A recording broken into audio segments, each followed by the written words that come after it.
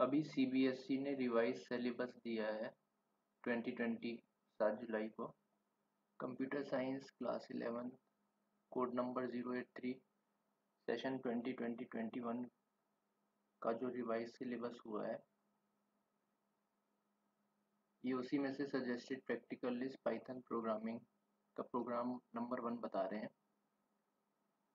Programme number 1 है input A welcome message and display it.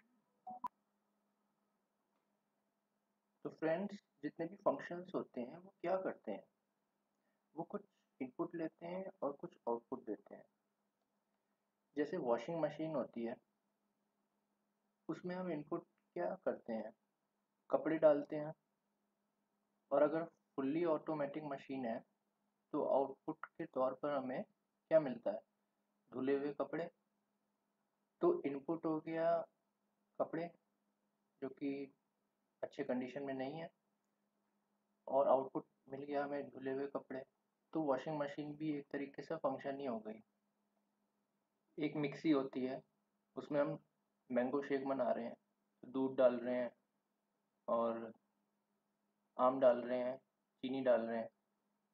और जब हम मिक्सी ऑन कर रहे हैं, फिर शेक बना के आउटपुट में हम शेक निकाल रहे हैं।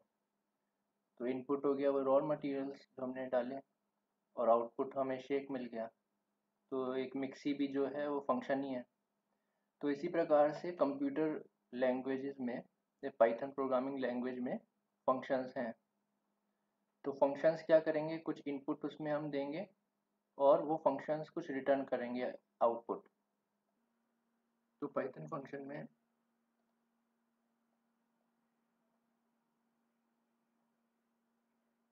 इनपुट होते हैं,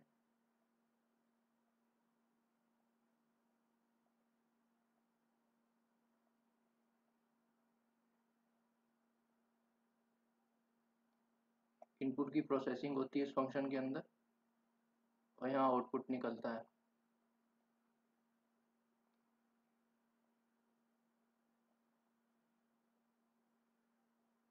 इनपुट को हम आर्ग्यूमेंट भी कह सकते हैं, आर्ग्यूमेंट ही होते हैं।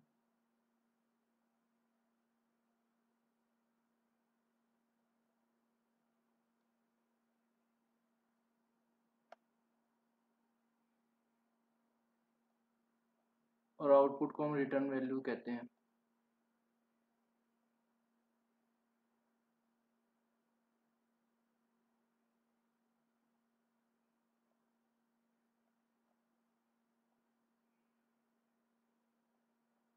तो जब भी यूज़र इंटरेक्ट करता है प्रोग्राम से, तो हमारे पास एक इनपुट फंक्शन होता है। तो इनपुट फंक्शन जो होता है, अब इनपुट फंक्शन जो होता है वो एक सिंगल ऑप्शनल आर्ग्यूमेंट लेता है।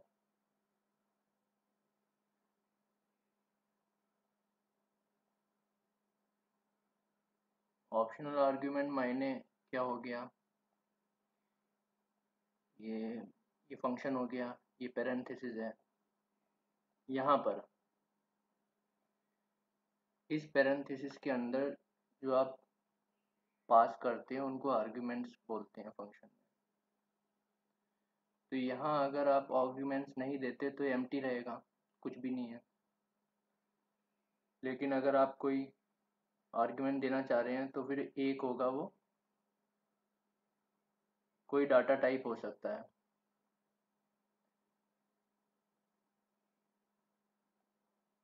तो जनरली वो डाटा टाइप जो हम यूज़ करते हैं वो स्ट्रिंग होता है, क्योंकि स्ट्रिंग से क्या होगा कि हम मैसेज जो है जो यूज़र तक पहुंचाना चाह रहे हैं, यूज़र को पता चलेगा कि हाँ मुझको ये चीज़ एंटर करना है।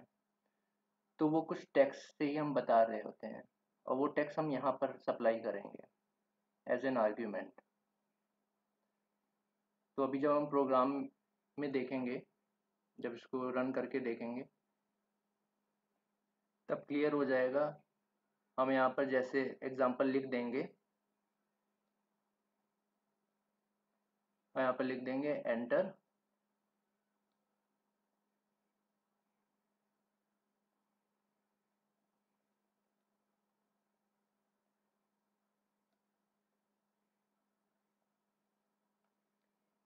अ welcome message.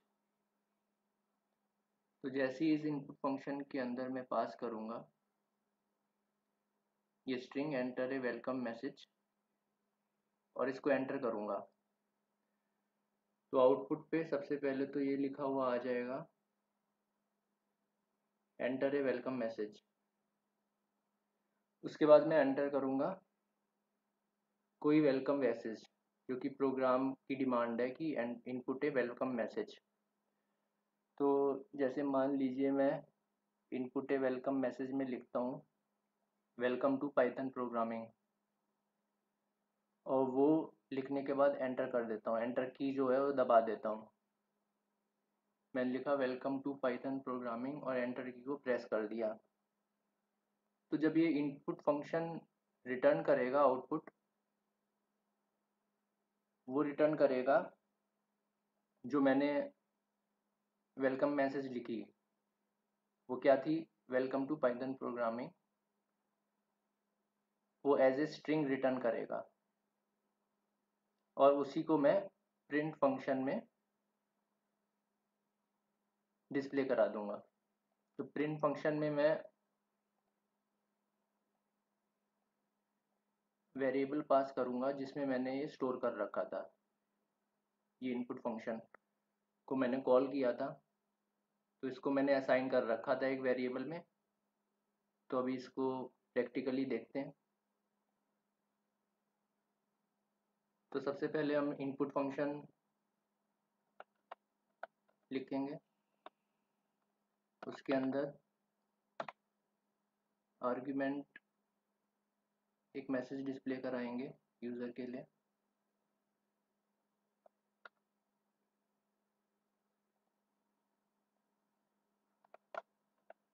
Enter a welcome message.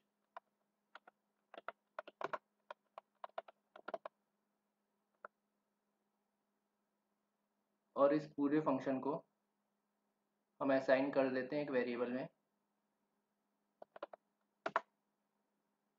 तो ए में असाइन कर दिया हमने इसको कर दिया। फिर हम प्रिंट फंक्शन में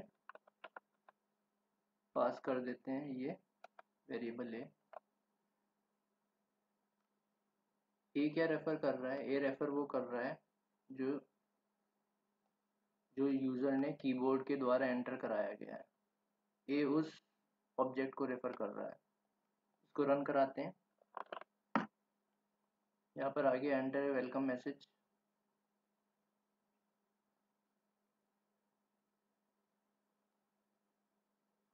यहाँ मैं मैसेज एंटर करता हूँ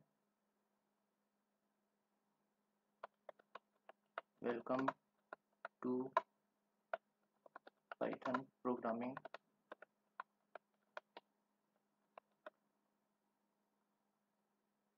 और एंटर कर देता हूँ उसको। तो ये मैंने डिस्प्ले करा दिया। तो हमारे प्रोग्राम में यही डिमांड थी कि इनपुट ले लेना यूज़र के द्वारा जो यहाँ पर ले लिया था हमने और इसी इनपुट को डिस्प्ले करा देना आउटपुट। Thank you.